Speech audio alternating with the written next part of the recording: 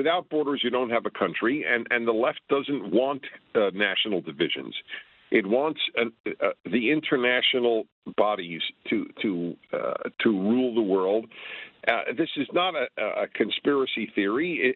They say it. They find nationalism, any belief in the importance of one's nation, to be equatable to fascism. So that is part of the battle. What you just heard was Dennis Prager's opinion on what he calls the moral battle for America. Now, Dennis Prager is a man with many opinions, most of which I disagree with, so I'm going to respond to them, and I'm going to break them down for you, so stick around. So why didn't I say K word? Why didn't you say like the K word? Because the left has made it impossible to say the N word any longer. That's disgusting. It's a farce. It's the only word that you can't say in the English language. I'd argue that there are also some other words in the English language that you probably shouldn't be using, but I have no doubt that Dennis Prager probably uses them on a regular basis. Now, the first point I want to make, and forgive me for preaching to the choir, is that the N-word was used during slavery to derogatorily label slaves. It was also used post-slavery to still derogatorily label black people. Now, since then, it's been reclaimed by black people, but why do you want to use it so badly? Why is it so necessary for you to be able to say one word? You have the rest of the English language at your disposal. Why do you have to use the N-word? What it ultimately comes down to is entitlement and whataboutism. White people are so used to everything being made for and about us that the moment something isn't for us, we want it. We have to have it. With that said, moving on to the next opinion. Whether it is of the non-vaccinated who are the pariahs of America, as I have not seen in my lifetime any pariah group like this. During the AIDS crisis, can you imagine if gay men and intravenous drug users, who were the vast majority of people with AIDS, had they been pariahs the way the non-vaccinated are? But it would have been inconceivable, and it should have been inconceivable. They should not have been made pariahs. But yeah, this is kosher. This is okay. You can make the non-vaccinated.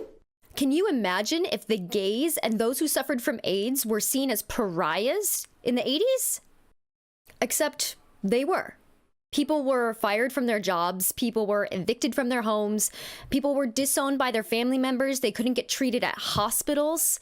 I mean, they were called sinners, and they were told that they deserved what they got for being gay. And there was, and is still to this day, no vaccine for AIDS. And I guarantee you that if there had been a vaccine for AIDS, people would have been jumping on it faster than you can imagine. You can't compare people who refused to get a vaccine for a deadly virus to people who had no choice and no option and no vaccine. Now, I want to move on to our final opinion, so let's take a listen to see what Dennis Prager had to say in this next clip. Ask people a very simple question, and I did this on my radio show, my great experiment, as I call it, my human laboratory. If you don't get your wisdom and your values from the Bible, tell me what book you get it from. And it was fascinating. The answers were either just sad or non-existent. This was the greatest single revelation I had in my life, and that is that the most secular institutions in the country, the universities, are the least wise. There is more foolishness in the most secular institutions, and therefore I concluded that the proverb is accurate. Wisdom begins with fear of God. When there's no Bible, there's no wisdom. If we're going with Dennis Prager's definition of wisdom, not only does this discount anyone who's not a Christian, obviously, but I'd say it also discounts most Christians, as in my experience, most Christians I know have never actually read the Bible. I mean, have you ever tried to read the Bible? It is a very difficult read. Most people, even Christians, have not read it. So I guess if you're a Christian and you haven't read the Bible, sorry, you're not wise. But even that definition is ridiculous.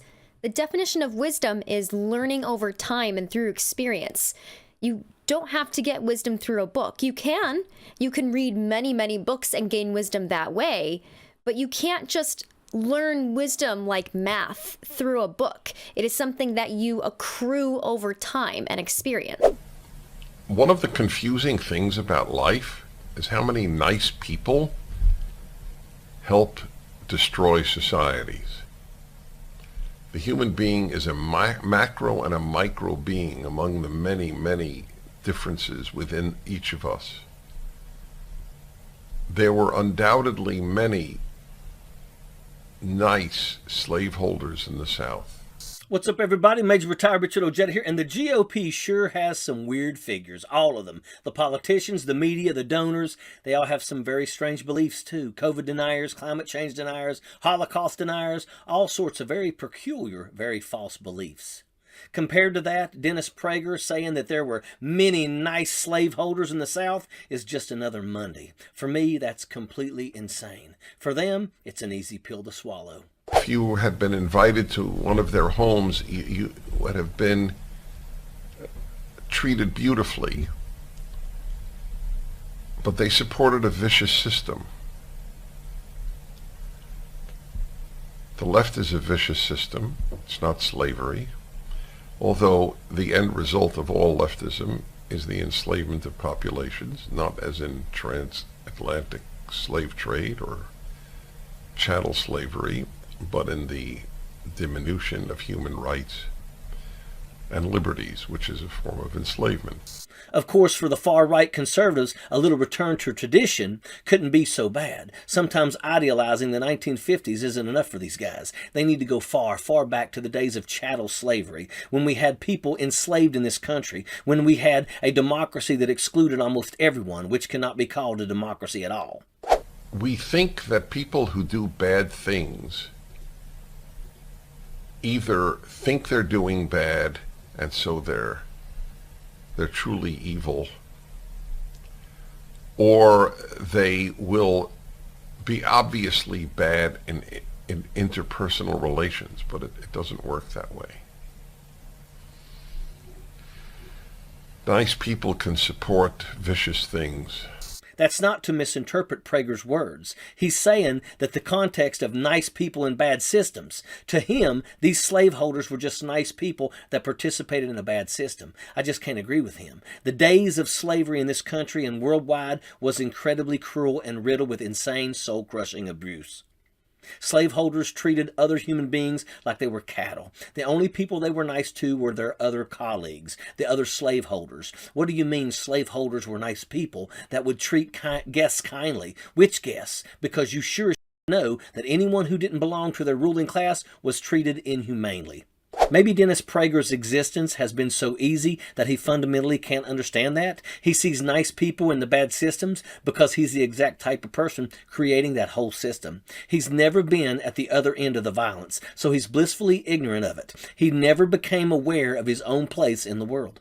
And he preaches this type of anti-intellectual, ahistorical nonsense. Prager is a head of PragerU, which creates conservative far-right propaganda for children. This man isn't just some fringe idiot with no sphere of influence. He's making pseudo-educational political content for kids.